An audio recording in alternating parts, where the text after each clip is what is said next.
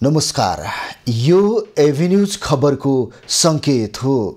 तपाईं अहिले Avenues at 2 मा हुनुहुन्छ। म सुसन रामदाम। प्रारम्भमा मूल खबर। जलेर घाइते भएका कांग्रेस नेता भण्डारीको आज मुम्बईमा 2वटा शल्यक्रिया गरिँदै स्वास्थ्य अवस्था स्थिर रहेको चिकित्सकको भनाई। राष्ट्रपतिमा कांग्रेसलाई सहयोग गरे दाहाललाई 5 वर्ष नै प्रधानमन्त्री स्वीकार्ने कांग्रेसको संकेत। संविधान रक्षाधर पार्टीबीच सहकार्य हुनुपर्ने भनाई। सरकारले शिक्षा स्वास्थ्य सहितका हरेक कुरामा व्यापार गरिरहेको पूर्व प्रधान न्यायाधीश कार्कीको आरोप। सबमाथि पनि व्यापार हुने गरेको भनाई। खबरको सिलसिला प्रारम्भ गरौं कांग्रेस नेता भण्डारीको स्वास्थ्य अवस्था सम्बन्धी प्रसंगबाट। नेपाली कांग्रेसका नेता एवं गुल्मी 1 का सांसद डाक्टर चन्द्र भण्डारीको आज शल्यक्रिया हुने भएको छ। बुधबार राति ग्यास लिक भएका कारण दुर्घटनामा परेका सांसद भण्डारीको आज मुम्बई अस्पतालमा शल्यक्रिया हुन लागेको हो। भण्डारीको भारतको मुम्बईमा रहेको नेशनल वन सेन्टरमा उपचार भइरहेको छ। उनलाई आइसियुमा राखेर उपचार भइरहेको र अवस्था स्थिर रहेको बताइएको छ। भण्डारीको मुटुको चाल सामान्य रहेको र आत्तिनु नपर्ने अस्पतालले जानकारी दिएको छ। भण्डारीको शरीरको 25 देखि 30% भाग जलेको छ। शुक्रबार राति ग्यास सिलिन्डर लिक भएपछि निभाउन जाँदा 81 लागेको आगोमा परि सांसद भण्डारी र उनको आमा गम्भीर घाइते भएका थिए। सिभिल अस्पताल हुँदै कीर्तिपुर अस्पतालमा पुर्याइएका सांसद भण्डारीको नेपालमा उपचार सम्भव नहुने भनिएपछि एयर एम्बुलेन्स मार्फत थप उपचारको लागि हिजो मुम्बई लगिएको थियो। सांसद भण्डारीकी आमाको भने हिजै कीर्तिपुर अस्पतालमा निधन भएको थियो। नेपाली कांग्रेसले सत्तारूढ दल नेकपा माओवादी केन्द्रले राष्ट्रपति निर्वाचनमा आफ्नो उम्मेदवारलाई समर्थन गरे पूर्ण कार्यकाल प्रधानमन्त्री पुष्पकमल दाहाललाई प्रधानमन्त्रीमा स्वीकार्ने संकेत दिएको छ। नेपाली कांग्रेसका प्रवक्ता डाक्टर प्रकाश शरण महतले राष्ट्रपतिमा सत्तारूढ दल माओवादी केन्द्रले आफ्नो उम्मेदवारलाई समर्थन गरेको खण्डमा कांग्रेसले पनि 5 वर्ष नै प्रधानमन्त्री दाहाललाई समर्थन गरेर अघि बढ्नुपर्ने बताएका हुन्। प्रवक्ता महतले राष्ट्रपतिमा कांग्रेस तर्फको उम्मेदवारलाई समर्थन गर्दा नेपाली कांग्रेसले पनि प्रधानमन्त्री दाहाललाई दिएको विश्वासको मतलाई पूर्ण कालको लागि निरन्तरता दिनुपर्ने बताए। नेपाली कांग्रेसकै उम्मेदवार राष्ट्रपति हुनु अहिलेको परिवेशमा सबभन्दा स्वाभाविक हुन्छ। प्रधानमन्त्री प्रचण्डजी त्यस बेलामा यो संविधानको रक्षाको विषय नै प्रमुख विषय बनाएर नेपाली कांग्रेस नेतृत्वमा गठबन्धन बनायो। प्रवक्ता महतले राष्ट्रपति विद्यादेवी भण्डारीले संवैधानिक व्यवस्थाको बर्खिलापमा काम गरेको आरोप लगाउँदै आगामी दिनमा यस्ता गतिविधि दोहोरिन नहुने पनि उल्लेख गरे। उनले राष्ट्रपतिमा राष्ट्रिय सहमतिका लागि एमाले नमानिरहेको अवस्थामा संविधानको रक्षाधर पार्टीहरू एक भएर कांग्रेसले उठाएको उम्मेदवारलाई राष्ट्रपतिमा निर्वाचित गर्नुपर्नेमा पनि जोड दिए। राष्ट्रपति नेपाली कांग्रेसको हुने वा नहुने भन्ने कुरा गौण रहेको तर संविधानको विषयमा कुन पार्टी कहाँ उभिने भन्ने कुरा प्रमुख रहेको उनको भनाइ छ। प्रवक्ता महतले सबैभन्दा ठूलो दल बनेर सत्ता बाहिर बस्नु कांग्रेसका लागि विडम्बनाको विषय भएको उल्लेख गर्दै अहिलेको सत्ता गठबन्धन स्वार्थ केन्द्रित रहेको उल्लेख गरे। पूर्व प्रधान न्यायाधीश सुशीला कार्कीले सरकारले शिक्षामा व्यापार गरिरहेको आरोप लगाएकी छिन्। आज काठमाडौँको दिल्ली बजार कन्या बहुमुखी क्याम्पसको वार्षिक उत्सव कार्यक्रममा उनले सरकारले शिक्षा स्वास्थ्य सहितका हरेक कुरामा व्यापार गरिरहेको बताएकी हुन्। पूर्व प्रधान न्यायाधीश कार्कीले शिक्षा र स्वास्थ्यमा भइरहेको व्यापारका कारण अधिकांश आर्थिक स्थिति कमजोर रहेको नेपालीहरूले छोराछोरीहरूलाई अध्ययन गराउन नसकेको उल्लेख गरिन्। स्वास्थ्य व्यापार हरेक कुरामा व्यापार छ। म कतिपय देख्छु बाबुआमा रोएको देख्छु, म घर पढाउने इच्छा छ, डाक्टर बनाउने इच्छा छ। कतिवटा केटाहरूलाई म देख्छु डाक्टर बनाउने इच्छा राखेका छन्, इन्जिनियर बनाउने इच्छा राखेका छन्। बाबुआमालाई पनि पढाउने रहर छ तर हैसियत छैन। पूर्व प्रधान न्यायाधीश कार्कीले सरकारले दिइरहेको स्कलरसिप र सहुलियत कसले पाउँछ त्यो पनि थाहा नहुने गरी काम भइरहेको भन्दै आपत्ति समेत जनाइन्। आर्यघाटमा पुर्याइएको शवमाथि पनि व्यापार हुने र जलाउनको लागि चन्दा सङ्कलन गर्नुपर्ने अवस्था समाजमा देखिएको उनको गुनासो छ। पूर्व प्रधान न्यायाधीश कार्कीले शिक्षामा व्यापार रहुन्जेलसम्म सामाजिक उत्थान हुन नसक्ने स्पष्ट पारिन्। उनले नागरिकलाई घाँस बाँस र कपासका साथै शिक्षा स्वास्थ्य र रोजगारीको सुनिश्चितता सरकारले गर्न नसकेको भन्दै राजनीतिक दलहरू एउटा कुर्सीको भिडेर बसिरहेको बताइन्। सरकारमा बस्न सबै व्यापारीहरू रहेको कार्कीको आरोप रहेको छ। नेपाल भारत ऊर्जा बैठक भारतको उदयपुरमा आजबाट सुरु भएको छ। बैठकमा दुवै देशका सहसचिव स्तरीय प्रतिनिधि मण्डलको सहभागिता रहेको छ। बैठकमा नेपालले अन्तर सरकारी सम्झौता गरी एकमुष्ट विद्युत निर्यात गर्ने प्रस्ताव गर्दैछ। अहिलेको स्पट मार्केट ऊर्जा विनिमय र विद्युत आदान प्रदान जस्ता संयन्त्र मार्फत विद्युतको कारोबार अन्त्य गरी सोझै सरकारी तहबाट दीर्घकालीन र एकमुष्ट विद्युत खरिद सम्झौताका लागि प्रस्ताव नेपालले गर्न लागेको हो। नेपालले थप 681 मेगावाट बिजुली निर्यात अनुमतिका लागि पनि भारतसँग आग्रह गर्दैछ। नेपालले आफूले विद्युत आयात गर्दै आइरहेका नाकाहरूबाट आगामी वर्षायाममा निर्यात गर्ने प्रस्ताव गर्न लागेको हो। सहसचिव स्तरमा छलफलपछि भोलि सचिव स्तरीय बैठक हुने तालिका छ। नेकपा एमालेको भातृ संगठन अनेरा सोभिको केन्द्रीय अध्यक्षमा समिक बडाल निर्वाचित भएका छन्। गैराती भएको निर्वाचनबाट अध्यक्षमा बडाल निर्वाचित भएका हुन्। बडाल निवर्तमान महासचिव पनि हुन्। बडालले 962 मत पाएर विजय हुँदा प्रतिस्पर्धी आरसी लामिछानेले 356 मत पाएका छन्। त्यस्तै अध्यक्षका अर्का उम्मेदवार मोती विकले 78 मत पाएका छन्। यस्तै उपाध्यक्षमा गोविन्द गिरी, धर्मगिरी, नारायण घरती र मर्यादा विष्ट तथा महासचिवमा नरेश रोकाया निर्वाचित भएका छन्। कोषाध्यक्षमा सङ्गम अर्याल विजयी भएका छन्। सचिवमा सञ्जीव धिताल, सुजन कडेरिया, प्रकाश पौडेल, दिपेश प्रसाई, अञ्जना शिवाकोटी, आरती भट्टराई र विनिता काफ्ले निर्वाचित भएका छन्। सहमतिमा नेतृत्व चयन असफल भएपछि गैराती निर्वाचन भएको थियो। निर्वाचनमा 1517 मत खसेको थियो। बालाजु माछा पोखरी क्षेत्रमा प्रहरी भ्यान तोडफोड गर्ने र हुलदङ्गा गर्ने थप 23 जनालाई प्रहरीले पक्राउ गरेको छ। फागुन 1 गते मजदुर आन्दोलनका क्रममा भएको आक्रमणमा संलग्नलाई प्रहरीले नियन्त्रणमा लिएको हो। त्यस्तै गङ्गोबु नयाँ बस पार्कमा रहेको लोत्से मलमा लुटपाट गर्ने थप 6 जनालाई पनि प्रहरीले पक्राउ गरेको छ। प्रहरी भ्यानमा आगजनी र तोडफोड कसुरमा गणेश कुमार श्रेष्ठ, विक्रम नेपाली, आकाश भुजेल, सुमन श्रेष्ठ, सुमन लामा, विजय मगर, रञ्जित कुमार तामाङ, सङ्गीता खड्की, रवि तामाङ पक्राउ परेका हुन्। त्यस्तै प्रकाश छेत्री, इलाराज गुरुङ, इन्द्र तामाङ, माधव शाही, राजन रावत र हरिशरण तामाङ पनि प्रहरी नियन्त्रणमा छन्। प्रहरीका अनुसार सुजन मगर, रोमन नगरकोटी, सुनिल कालीकोटे, सुदीप तामाङ, विकास गुरुङ, संविधान परियार, केशर राई र कविन खड्कीलाई पनि नियन्त्रणमा लिएर छानबिन भइरहेको छ। यसअघि पनि प्रहरीले दुवै घटनामा संलग्नहरूलाई पक्राउ गरी सार्वजनिक गरिसकेको छ। घटनामा संलग्न थप केहीको खोजी भइरहेको प्रहरीले जनाएको छ। नियन्त्रणमा लिएका व्यक्तिहरू उप मुलुकी अपराध संहिता अनुसार आपराधिक उपद्रव गर्न नहुने कसुर सम्बन्धी मुद्दा दर्ता गरी काठमाडौँ जिल्ला अदालतबाट म्याद थप गरी अनुसन्धान भइरहेको छ। यस्तै लोत्से मलका मोबाइल पसल लुटपाटमा संलग्न अभियोगमा रोजन डङ्गोल, सुजन तामाङ, सुभाष अधिकारी, जोना चौधरी, रितेश बस्नेत र एमन राई प्रहरी नियन्त्रणमा छन्। उनीहरूबाट प्रहरीले power bank, earphone, USB cable, mobile फेला पारेको छ। उनीहरूलाई चोरी तथा डाका सम्बन्धी कसुरमा कारबाही अघि बढेको छ। नुवाकोटको चैनपुरमा भएको बस दुर्घटनामा 3 जनाको मृत्यु भएको छ। दुर्घटनामा परि 23 जना घाइते भएका छन्। बट्टारबाट तारकेश्वर गाउँपालिका 1 दाङसिङ जाँदै गरेको बा 2 ख 845 नम्बरको बस बिहीबार अपराह्न विदुर नगरपालिका 12 चैनपुरमा दुर्घटना भएको हो।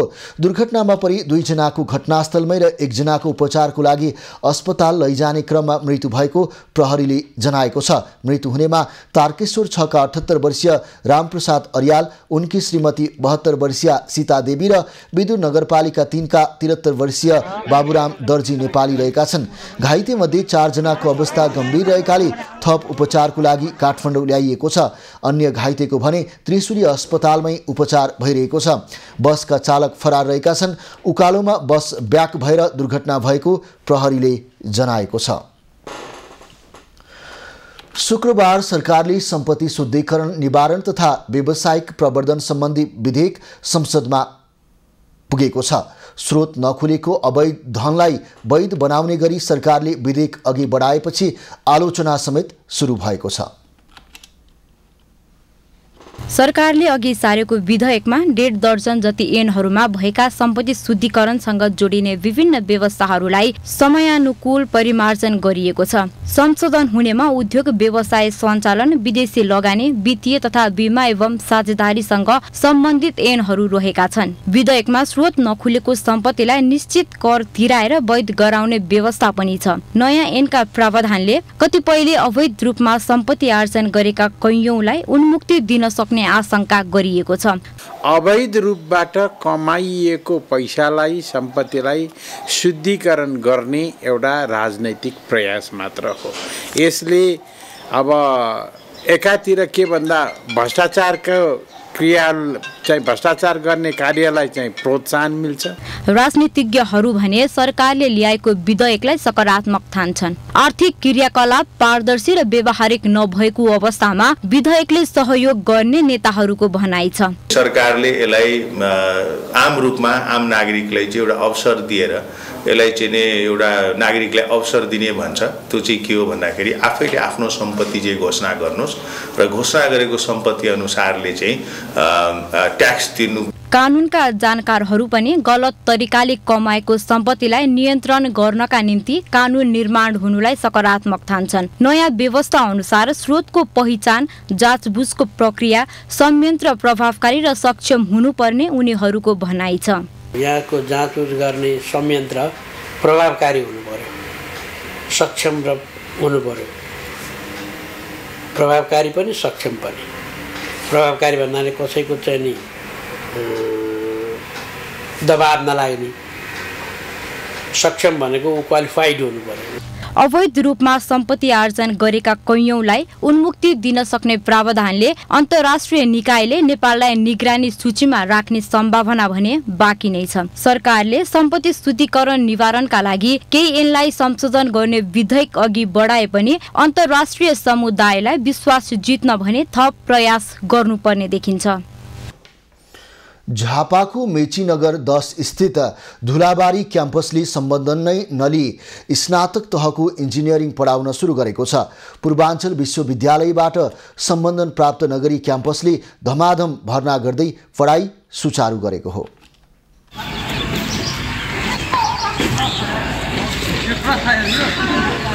यो दृश्य हो झापाको मेचीनगर 10 स्थित धुलाबारी क्याम्पसको। क्याम्पसले पूर्वाञ्चल विश्वविद्यालयबाट सम्बन्ध नै नलिई धमाधम विद्यार्थी भर्ना गर्दै अध्ययन थालेको छ। क्याम्पसका अनुसार 48 जनाको कोटामा 25 जना विद्यार्थी भर्ना भएका छन्। क्याम्पसले 4 वर्षे कोर्सका लागि 7 लाख रुपैयाँ प्रति विद्यार्थी शुल्क लिने निर्णय गरेको छ। अनि पढ्न त हाम्रो भर्खरदेखि क्लास सुरु भएको अहिले 2 दिन त हुन्छ। हाम्रो पैसा चाहिँ अस्ति स्ट्रक्चर बुझ्दाखेरि चाहिँ 7 लाख भन्नुभएको छ कोर्स कम्प्लिटको। सम्बन्धनका लागि पूर्वाञ्चल विश्वविद्यालय समक्ष कागजात पुर्याएको भए पनि त्यहाँबाट सम्बन्धनका लागि अनुमति नपाएको स्वयं क्याम्पस प्रशासन बताउँछ। तर विश्वविद्यालयका डिन प्राचार्य डाक्टर बिजु कुमार थपलिया तथा उपकुलपति प्राचार्य डाक्टर यादवराज कोइरालासँगको सल्लाहमा नै विद्यार्थी भर्ना गरेर पढाइ सुरु गरेको स्वयं क्याम्पस प्रशासनले स्वीकार गरेको छ। सामुदायिक क्याम्पसलाई जुन एउटा नीति अनि त्यही नीति अन्तर्गत हामीले प्रोसेस अगाडि बढायौँ र अहिले हामी अन्तिम चरणमा अवस्थामा आइसकेको छ। हामीले सम्बन्धन लगभग पाइसकेका छौँ भन्दा पनि अनुपयुक्त नहोला भन्छु म। विश्वविद्यालय तथा शिक्षा मन्त्रालय सहित कतैबाट पनि आशय पत्र नलिकन आफू खुसी विद्यार्थीबाट रकम लिँदै पढाइ सुरु गरिरहँदा समेत सम्बन्धित निकाय बेखबर छ। धुलाबारीमा रहेको यो धुलाबारी क्याम्पसले बिई सिभिल इन्जिनियरिङका लागि सम्बन्धित निकायबाट सम्बोधनै प्राप्त नगरिकन धमाधम विद्यार्थी भर्ना गरेर पढाइ सुचारू गरिरहेको छ। यस विषयमा स्थानीयदेखि सम्बन्धित निकाय पनि मौन भएर बसेका छन्। एबी न्युज खबरका लागि सन्तोष नेउपाने, धुलाबारी, झापा। खबरको सिलसिला अझै जारी छ, हामी सँगै रहनुहोला। अब बाँकी खबर। महाशिवरात्रिका लागि पशुपतिनाथ मन्दिर परिसरमा साधु सन्तहरूको चहल पहल बढेको छ। महाशिवरात्रिका लागि नेपालका विभिन्न स्थानका साथै भारत लगायतका देशबाट समेत साधु सन्तहरू उल्लेख्य मात्रामा आएसँगै पाशुपत क्षेत्रमा चहल पहल बढेको हो।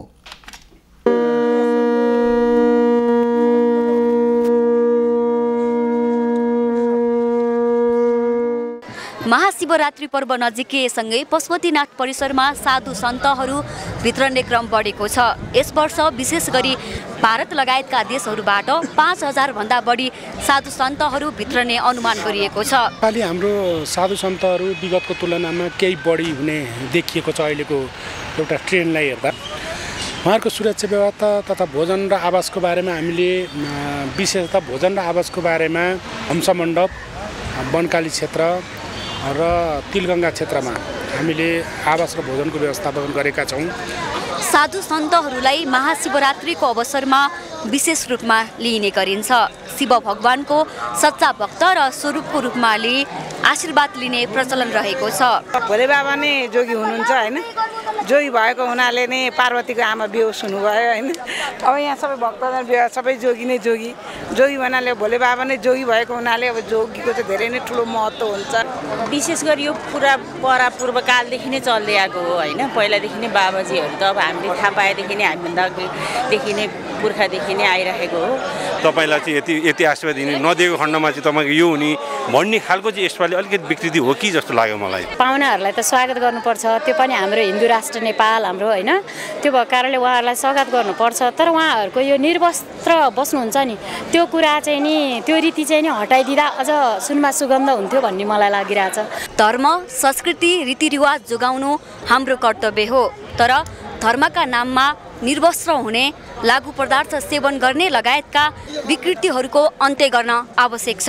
क्यामेरामा कुमार मानन्दरका साथ निशा देउजा, पशुपति, काठमाडौँ। बाराको अम्लेखगञ्जका बासिन्दा अझै पनि खोलाको दूषित पानी पिउन बाध्य छन्। देशको व्यवस्था र नेता फेरिएर घर घरमा सिंहदरबार भने पनि स्थानीयको पानीको समस्या समाधानमा भने कसैको ध्यान पुगेको छैन।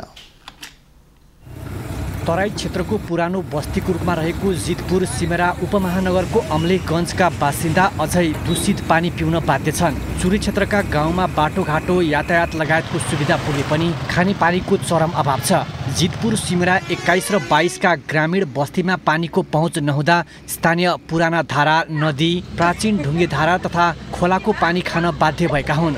खानेपानी नहुँदा होटेल व्यवसाय सङ्कटमा छ।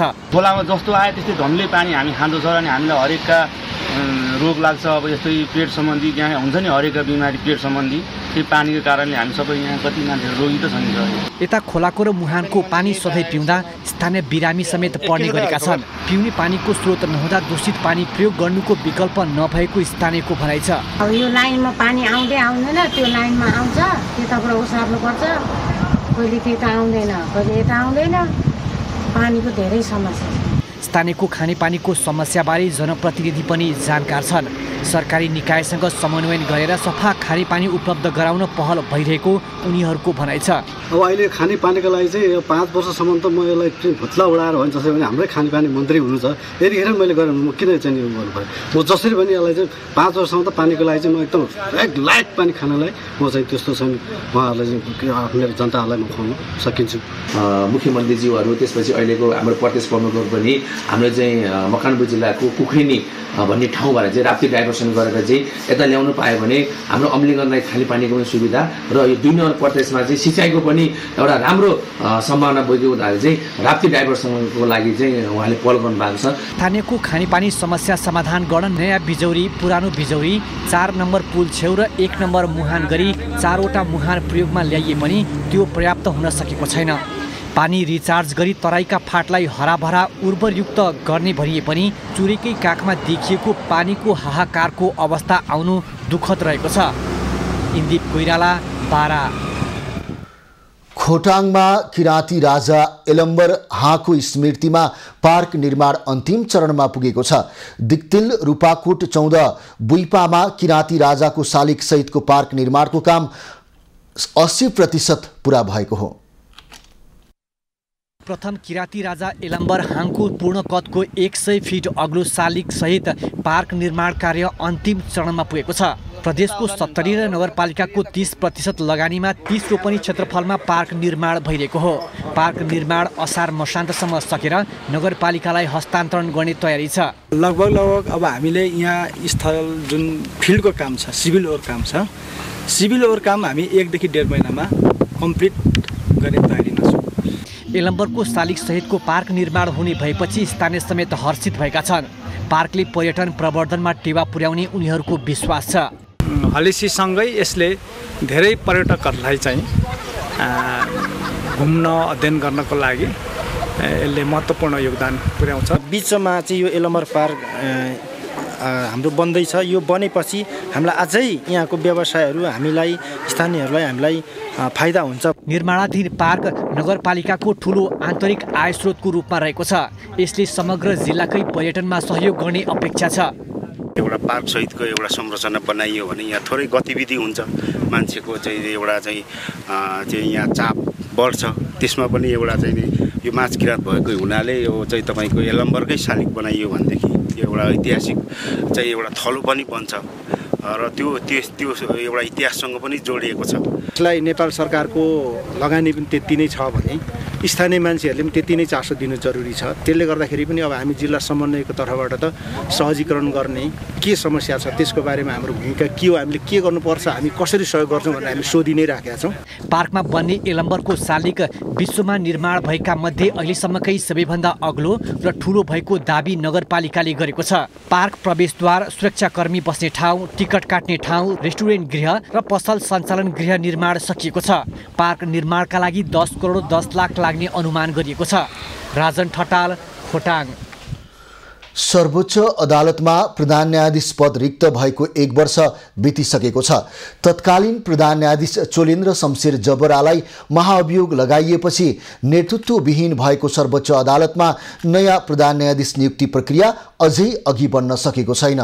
सर्वोच्च नेतृत्वविहीन हुँदा सिङ्गो न्यायपालिका नै प्रभावित बनेको छ।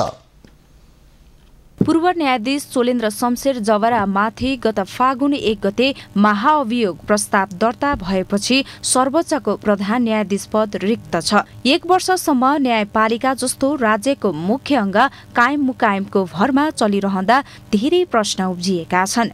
न्यायपालिका लामो समयसम्म नेतृत्वविहीन हुँदा यसले दूरगामी असर पार्ने भन्दै सरोकारवालाहरूले चिन्ता जनाएका छन्। उनीहरूले तत्काल नियुक्ति प्रक्रिया थाल्न सुझाव समेत दिएका छन्। कसैले गरे होइन, कुनै व्यक्ति क ख ए बी सी डी जोसुकै आओस् कि मतलब होइन, तर किन कानुनी त संविधानको परिपालना गरेर त्यसको प्रोसिड्योर पुरा गरेर यो प्रक्रिया पुरा गर्नु पर्यो के। त्यो नगरेर त्यति पेन्डिङमा राखिराख्नु, अनिर्णयको बन्दी भएर बस्नु निश्चय नै राष्ट्रको लागि हितको कुरो होइन। संविधान अनुसार सर्वोच्च अदालतको प्रधान न्यायाधीश सहित सबै न्यायाधीशको सिफारिस प्रधानमन्त्री अध्यक्ष रहने संवैधानिक परिषदले गर्दछ।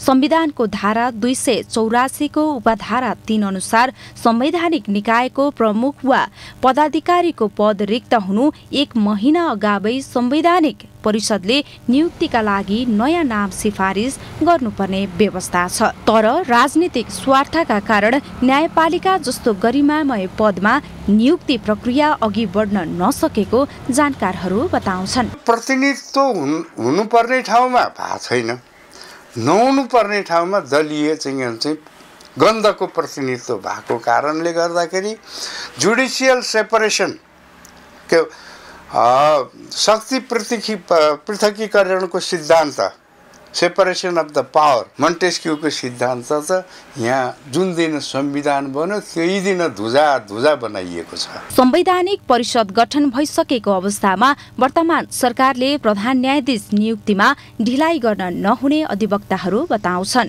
प्रधान न्यायाधीश पद रिक्त हुँदा अदालतको काम कारबाहीमै असर पर्ने उनीहरूको भनाइ छ। कार्यपालिका, न्यायपालिका र व्यवस्थापिका यी तीनटा अङ्गका प्रमुख रहने तर कायम रहँदाखेरि एउटा अङ्गले फुल फ्रेजमा पूर्ण रूपमा चाहिँ काम गर्न सक्ने चाहिँ अवस्था नहुने र त्यसको असर माथिदेखि तलसम्म पर्न जाने। राज्यको प्रमुख अङ्ग लामो समयसम्म नेतृत्वविहीन हुनु पक्कै पनि राम्रो कुरा होइन। त्यसर्थ दलगत स्वार्थ नहेरी राजनीतिक दलहरूले सर्वोच्च लगायतको संवैधानिक निकायहरूलाई नेतृत्वविहीन बन्न नदिनेतर्फ ध्यान दिन जरुरी देखिन्छ। क्यामेरामा राजेश रजकका साथमा एलिजा कुताल, काठमाडौँ। सिद्धार्थ राजमार्गको बुटवल पाल्पा सडक खण्डको सिद्धबाबा क्षेत्रमा सुरुङ मार्ग निर्माण गर्न प्रारम्भिक चरणको काम सुरु गरिएको छ। सिद्धबाबा क्षेत्रमा सुरुङ मार्ग बनाउनु अघि निर्माण कम्पनीले डिजाइन गर्ने तथा निर्माण स्थलमा गर्नुपर्ने अन्य काम गरिरहेको जनाएको छ। पाल्पा र बुटवल जोड्ने सिद्धबाबा क्षेत्रमा सुरुङ मार्ग निर्माण गर्न प्रारम्भिक चरणको काम अघि बढेको छ। सिद्धार्थ राजमार्गको सिद्धबाबा क्षेत्रमा ढुङ्गा खस्ने समस्या वर्षौंदेखि भएपछि सुरुङ निर्माण थालिएको हो। केही महिना अघि डिजाइन सकेर स्वीकृतिपछि सुरुङ मार्ग निर्माणको काम प्रारम्भ भएको हो। अहिले सुरुङ मार्ग निर्माणका लागि सिद्धबाबा मन्दिरदेखि 1 किलोमिटर टाढा हेडबक्स भन्ने ठाउँमा डाइभर्सन सडक बनाउने काम सुरु भएको छ। तपाईको अहिले सुरुङकै लागि यो बाटो जुन बढाउनु पर्ने छ, यो बाटो हाइटमा आइसके पछाडि चाहिँ अलि सुरुङको हुने हो। त्यो भएर हामीले चाहिँ यो अहिले चाहिँ वालको काम गरिरहेको छौँ, काम भइरहेको छ। तपाईँको यो अब धेरै 2-3 महिनासम्ममा वालको काम सकिन्छ। सुरुङ तपाईँको लगभग सुरु जस्तै हो। यो हामीले यो हाइटमा नलिउन्जेलसम्म सुरुङको काम भएको छैन नि त। हामीले हाइटमा ल्याउँदैछ, तपाईँको म्याक्सिमम तपाईँको 1.5 महिना 2 महिनामा यो कम्प्लिट हुन्छ। त्यस पछाडि यो भित्र जुन छ नि यो चाहिँ काम हुन्छ सुरुङको। डाइभर्सन सडक बनाउने काम थालिएको ठाउँ सुरुङ निस्कने ठाउँ हो भने सिद्धबाबा मन्दिर परिसर सुरुङको प्रवेश क्षेत्र हो। ठेकेदार चाइना स्टेट कन्स्ट्रक्सन इन्जिनियरिङ कर्पोरेसनका अनुसार सुरुङ मार्ग 1126 मिटर लामो हुनेछ। टोटल 1126 मिटरको छ हैन सुरुङको चाहिँ। तपाईँको माथिल्लो सिद्धबाबादेखि यहाँसम्म, फेरि यहाँबाट चाहिँ फ्लाइओभर माथि चाहिँ फ्लाइओभर गर्ने भन्ने। आयोजनाका लागि करिब 7.5 अर्ब लागत लाग्ने अनुमान गरिएको छ। सिद्धबाबा क्षेत्रमा 1126 मिटरको सुरुङ मार्ग बनाउने सम्झौतामा उल्लेख छ। सुरुङ मार्ग करिब 3.5 वर्षमा सकिने बताइएको छ। बुटोल पाल्पा सडक खण्डको सुरुङ मार्गको काम सुरु भएको छ। करिब 1100 मिटरको यो सुरुङ निर्माण 3.5 वर्षमा सकिने योजना रहेको छ। एभेन्यू खबरका लागि दामोदर खनाल, सिद्धबाबा, पाल्पा। पौवा दुङमा गाउँपालिका भोजपुरमा भूमिको वर्गीकरण गर्ने पहिलो स्थानीय तह बनेको छ। गाउँपालिका भू उपयोग नियमावली अनुसार जमिन 10 भागमा विभाजन गरेर जिल्लामै पहिलो भएको हो। पौवा दुङमा गाउँपालिकाले भोजपुरमा पहिलो पटक भूमिको वर्गीकरणको काम सकेको हो। भूमि व्यवस्थापन मन्त्रालयले राजपत्रमा जारी गर्दै गाउँपालिकाले जग्गाको वर्गीकरण सकेको जनाएको छ। वर्गीकरणसँगै गाउँपालिकाको जग्गाको कित्ताबाट फुकुवा हुनुका साथै जग्गाको खण्डीकरण रोक्न सहयोग पुगेको छ। नेपाल सरकारले नै जारी गरेर चाहिँ सम्पूर्ण जग्गाहरूको चाहिँ कित्ता काट रोक गरेको थियो र हाम्रो जति पनि सेवाग्राहीहरू हुनुहुन्छ पालिकामा आउने उहाँहरूको चाहिँ कित्ता काट नभएपछि चाहिँ अंशबन्डा लगायत किनबेच सम्पूर्णमा समस्या थियो। तर अब आज हामीले यसलाई प्रमाणीकरण गरिसकेपछि चाहिँ उहाँहरू सबैको चाहिँ यो कित्ता काट खुलेको छ। गाउँपालिकाले जमिनलाई कृषि योग्य, वन, व्यापारिक, आवासीय, सार्वजनिक, धार्मिक र औद्योगिक क्षेत्रमा विभाजन गरेको हो। वर्गीकरणले जग्गा धनीलाई जग्गाको कारोबार गर्न सहज भएको छ। जग्गाको विवरणले गाउँपालिकाको योजना सञ्चालनमा समेत सहयोग पुग्ने विश्वास गरिएको छ। भू उपयोग नीति निर्माण गरेर वर्गीकरण गरेर हामीले विभिन्न विधामा छुट्याएका छौँ। कृषि योग्य भूमिहरू छुट्टै छुट्याएका छौँ, आवश्यक भूमिहरू छुट्टै छुट्याएका छौँ। त्यो सँगसँगै हामीले भोलि गएर ठुला कल कारखाना र उद्योग धन्दाहरू चल्ने भूमिहरू छुट्टै छुट्याएका छौँ। सम्पूर्ण जग्गाको विवरण तयार भएकाले पौवा दुङमा गाउँपालिकाले अब आवश्यकता अनुसार जग्गाको कित्ता काट गर्न सक्ने नापी कार्यालयले जनाएको छ। यो गाउँपालिकाको चाहिँ कित्ता काट खुलो भनेर भन्दा भयो हैन। अब यसले गर्दाखेरि अरू गाउँपालिकामा पनि दबाब जान्छ र अरू गाउँपालिकाले नै गर्नुपर्ने बाध्यता चाहिँ सृजना भएको छ। वर्गीकरणको काम थालेको करिब 6 महिनाको अवधिमा गाउँपालिकाले काम सकेको हो। जिल्लाका अन्य स्थानीय तहमा भने भूमिको वर्गीकरणको काम जारी छ। युवराज विष्ट, भोजपुर। देशमा शान्ति सुव्यवस्था कायम होस् भन्ने कामनासहित एक दम्पति मेची महाकाली यात्रामा निस्केका छन्। माघ 22 गते झापाको काकरभिट्टाबाट यात्रा सुरु गरेका रूपना थारू र उनकी पत्नी पत्रानी थारू उल्टो र सुल्टो हिँड्दै 12 दिनमा सिन्धुली आइपुगेका छन्।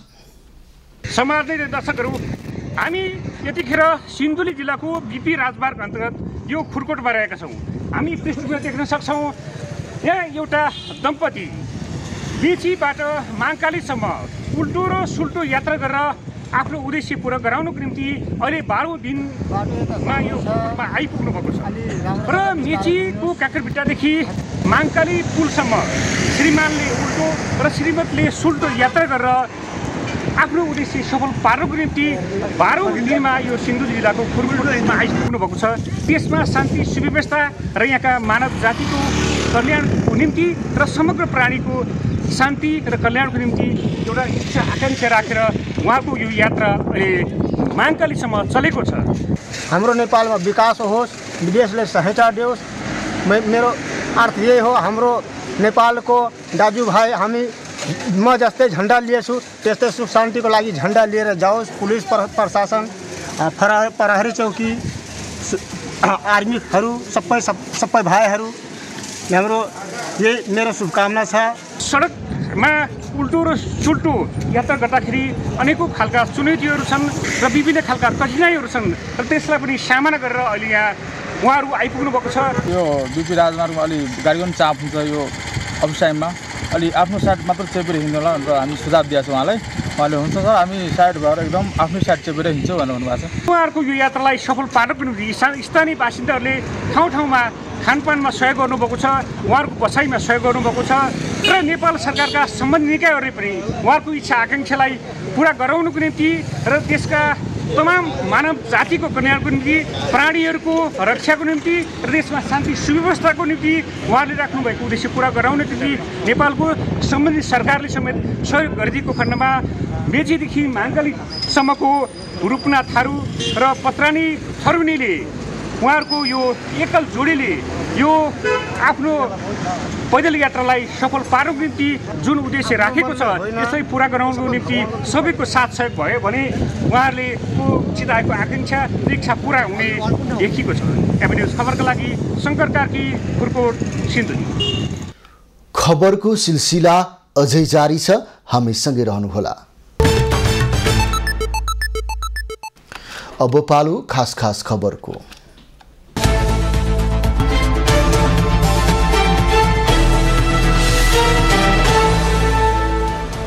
निर्वाचन आयोगले चितवन 2 को उपनिर्वाचनका लागि दल दर्ताको लागि आह्वान गरेको छ। आगामी वैशाख 10 मा हुने उपनिर्वाचनको लागि 10 फागुनदेखि 16 फागुनसम्म दल दर्ता गर्न आयोगले आह्वान गरेको हो। रासोपाका सभापति रवि लामिछाने नागरिकता प्रकरणमा सांसद हुन अयोग्य रहेको सर्वोच्च अदालतले फैसला गरेपछि सो क्षेत्रमा उपनिर्वाचन हुन लागेको हो।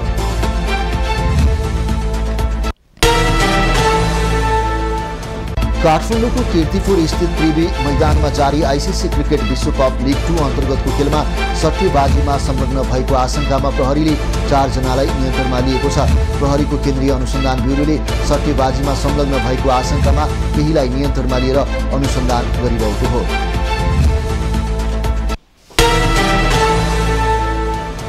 युट्युबका भाइरल म्यान दिल्लीराम खनाल पक्राउ परेका छन्। युट्युब अन्तर्वार्तामा आफ्नो चरित्र हत्या भएको भन्दै अभिनेत्री करिश्मा मानन्दरले उनी विरुद्ध उजुरी दिएकी थिइन्। खनाललाई अदालतबाट म्याद थपको तयारी भइरहेको प्रहरीले जनाएको छ। नेपाल प्रहरीले नेपालमा प्रतिबन्धित क्रिप्टोकरेन्सीको कारोबारमा संलग्न रहेको आरोपमा 1 जनालाई पक्राउ गरेको छ। महानगरीय अपराध महाशाखाको टोलीले राम जानकी मनी ट्रान्सफरका सञ्चालक तथा सिराहा नगरपालिका स्वास्थ्य शाखा 6औं तहका कर्मचारी पवन यादव रहेका छन्। उनीमाथि नेपाल राष्ट्र बैंकले बैंक तथा वित्तीय कारोबार गर्न जारी गरेको नियम विनिमय निर्देशन र आदेश विरुद्धको कार्य गरेको आरोप रहेको छ। भारतीय सेनाका 5 जना सेना प्रमुख नेपाल आएका छन्। भोलि हुने सेना दिवसमा निम्तो दिएका मध्ये नेपाली मानार्थ महारथीको दर्जा पाएका 5 जना भारतीय सेनाध्यक्ष काठमाडौँ आएका हुन्।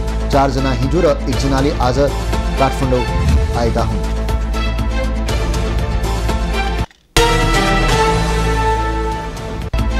शनिबार त्रयोदशीमा भोलि पशुपतिमा लाग्ने महाशिवरात्रि मेलाको सम्पूर्ण तयारी पूरा भएको छ।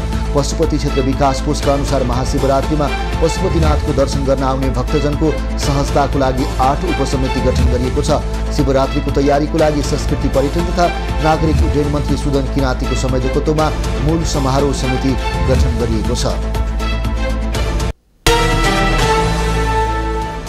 राष्ट्रिय जनमोर्चाले आज प्रधानमन्त्री पुष्पकमल दाहाललाई ज्ञापन पत्र बुझाएको छ। गणतन्त्र, राष्ट्रियता र जनजीविकाका विषय समेटेर आज बिहान बालुवाटारमा अध्यक्ष चित्रबहादुर केसी नेतृत्वको टोलीले ज्ञापन पत्र बुझाएको हो।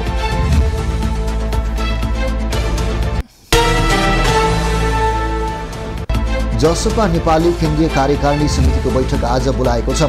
दिउँसो बस्ने बैठक पार्टीको विधान अधिवेशनको तयारी, विभिन्न पार्टीसँग भइरहेको एकता प्रयास, समसामयिक राजनीतिक लगायतका एजेन्डाहरूमा बैठक केन्द्रित हुनेछ। जसपाले राष्ट्रपति चुनावको विषयमा पनि छलफल गर्नेछ।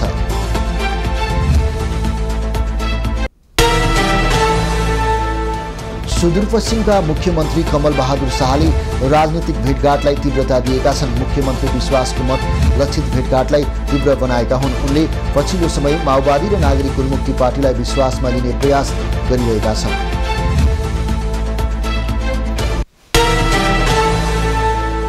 सामान्य सचेतनाले पनि मानिसको ज्यान जानबाट जोगिने भन्दै ग्यास विक्रेता सङ्घले सिलिन्डर ग्यास प्रयोगमा सचेतना अपनाउन आग्रह गरेको छ। प्रयोगपछि अनिवार्य रूपमा बन्द गर्न, ग्यासको सिलिन्डरबाट ग्यास लिक भए नभएको नियमित रूपमा निरीक्षण गर्न, रेगुलेटर अनिवार्य रूपमा सेन्सर सहितको प्रयोग गर्न र 3 लेयर भएको पाइपको प्रयोग गर्न सङ्घले आग्रह गरेको हो। कृषि विकास बैङ्कको प्रमुख कार्यकारी अधिकृत CEO पदमा 5 जना लिस्टिङमा परेका छन्। अन्तिम सूचीमा पर्नेमा क्रमशः गोविन्द गुरुङ, प्रताप सुवेदी, यज्ञप्रसाद न्यौपाने, बद्री गुरागाई र विष्णुदेव यादव रहेका छन्। उनीहरूको शनिबार अन्तर्वार्ता लिने सूचनामा जनाइएको छ। सो पदमा 22 जनाले खुला प्रतिस्पर्धात्मक प्रतियोगिताबाट पदपूर्ति गर्नको लागि आवेदन दिएका थिए।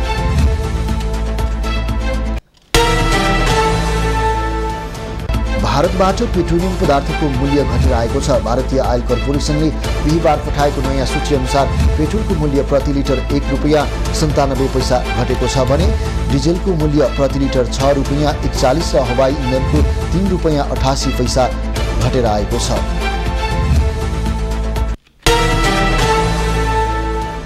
नेपाली बजारमा सुनको मूल्य आज तुलामा 500ले घटेको छ।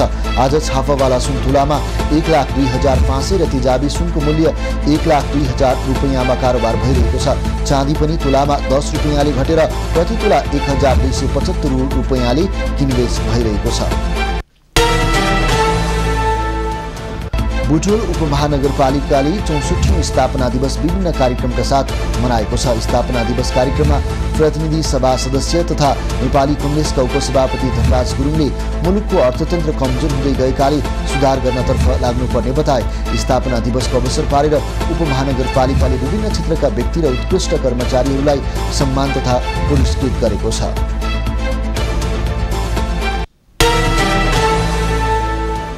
कर्णाली प्रदेशको राजधानी वीरेन्द्रनगर सुर्खेतको प्रसिद्ध पर्यटकीय स्थल बुलबुली उद्यान क्षेत्रमा गन्थन मन्थन र चिन्तनको बहस कर्णाली उत्सव 4औं संस्करण आजदेखि सुरु हुने भएको छ। महोत्सव अन्तर्गत 16 भन्दा बढी सत्रमा 60 भन्दा बढी वक्ता बोल्ने कार्यक्रम छ।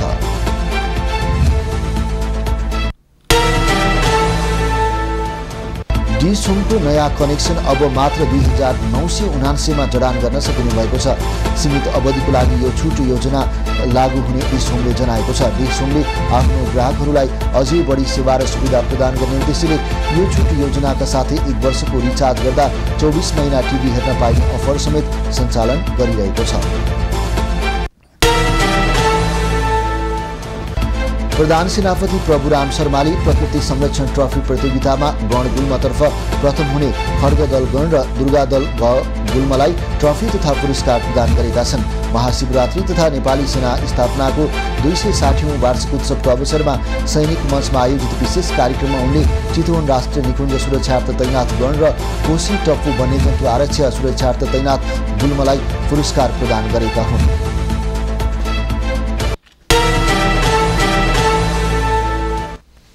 अब पालो एभिन्यूज एट मौसमको।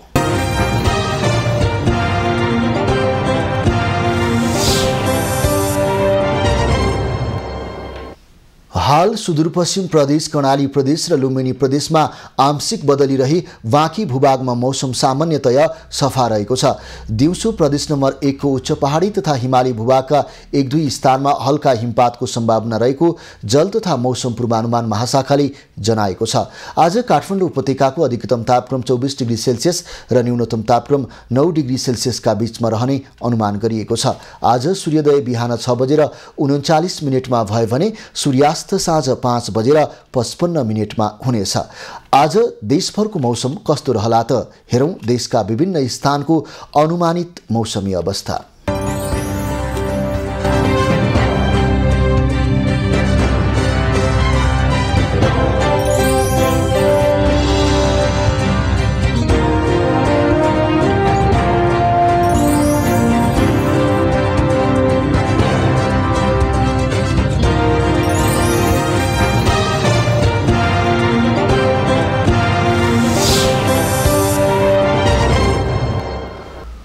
अहिलेलाई खबरको क्रम यति नै।